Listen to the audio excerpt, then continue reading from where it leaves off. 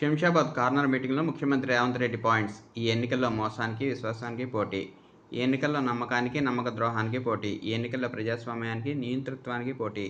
విభజన హామీలు నెరవేర్చకుండా తెలంగాణ ప్రజలను మోసం చేసింది మోడీ ప్రభుత్వం. బీజేపీ నుంచి కొండాను బరిలోకి దించామని వాళ్ళు మాట్లాడుతున్నారు. అది కొండ అయినా బండ అయినా మా కార్యకర్తలు పిండి పిండి చేస్తారు. 10 ఏళ్లుగా ప్రధాని ఉన్న మోదీ మనకు 10 పైసలు కూడా ఇవ్వలేదు. మరి ఈవేళ ఓట్లు ఎలా అడుగుతారు? అయోధ్య రాముడు ప్రతిష్ఠ 15 రోజుల ముందు నుంచే బీజేపీ నేతలు తలంబరాలు పంచారు. రేషన్ బియ్యంలో పసుపు కలిపి మన ఓట్లు కొలగొట్టాలని చూస్తున్నారు. దేవుడు గుడిలో ఉండాలి, భక్తి గుండెల్లో ఉండాలి. దేవుడి పేరు చెప్పి బీజేపీ ఓట్లు అడుగుతోంది. 10 ఏళ్లుగా బీజేపీ మోసం చేశారు. బీఆర్ఎస్ దోపిడీ చూశారు. ఈ ఎన్నికల్లో బీజేపీ బీఆర్ఎస్ వాళ్ళు మనల్ని మోసం చేయడానికి వస్తున్నారు. కార్టు కార్జనాకు పోయింది, ఇక సరాసరి తుకానికే. అందుకే కేసీఆర్ వదిలి బస్సు ఎక్కిండు. కేసీఆర్ బస్సు యాత్ర తిక్కలోడు తిరునాళ్ళకి వెళ్తే ఉంది.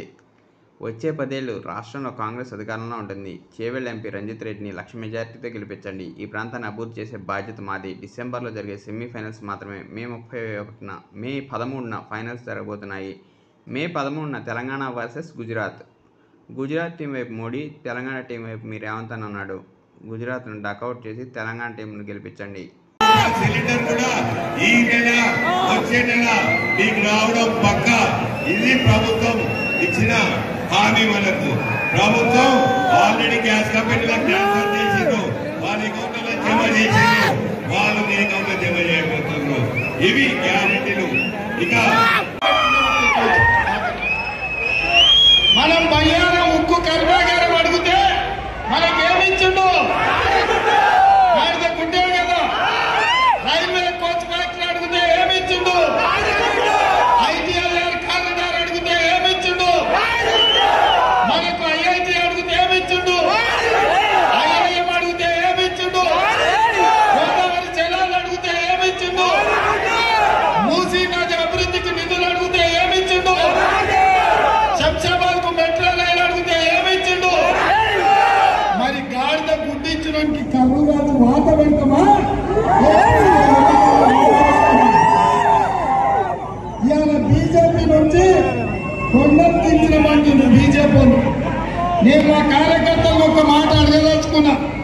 అది కొండైనా బండైనా మా కార్యకర్తలు పిండి పిండి చేస్తారని 10 ఏళ్ళు ప్రధానమంత్రి ఉన్నాడు, మనకు 10 పైసలు ఇవ్వనోడు ఇవాళ మన ఓట్లు ఎట్లా అడుగుతాడు, మన ఊరికి ఎట్లా వస్తాడని నేను అడుగుతున్న మిత్రులారా. ఇవాళ వరకు ఒకటే నమ్మకం, రాముడు. నేను ఒక మాట చెప్పదలుచుకున్నా. మనం అందరం హిందువులం కాదా? మనం రాముడికి భక్తలేమా? కృష్ణుడికి పూజ చేస్తలేమా?